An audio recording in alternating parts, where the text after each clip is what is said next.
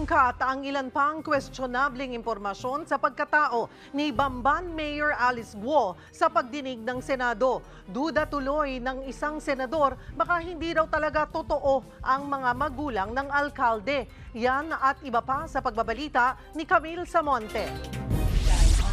May dalawa pang kapatid si Bamban Mayor Alice Guo sa magulang na sina Angelito Guo at inang si Amelia Leal. Ito ang nadiskubre sa patuloy na pagbusisi ng mga senador sa birth certificate ng alkalde. Sheila L. Guo at Siemen L. Guo at isa pang dokumento na Sheila Leal Guo at Siemen Leal Guo.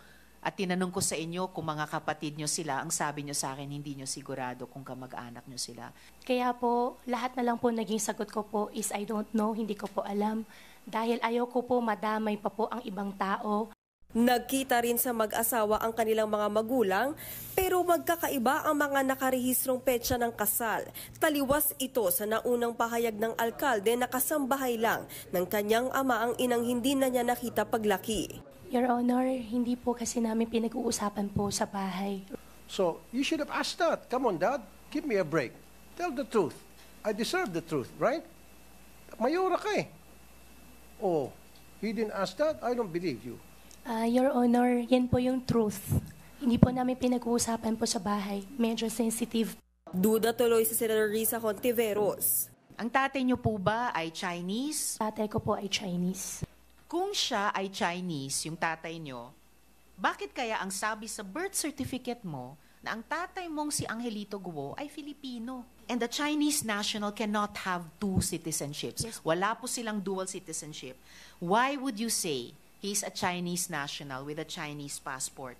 Base sa fact-finding ng Philippine Statistics Authority, may isa pang kapatid na nakarehistro si Guo, pero wala raw birth o kahit marriage record ang di umano'y magulang ng Bamban Mayor.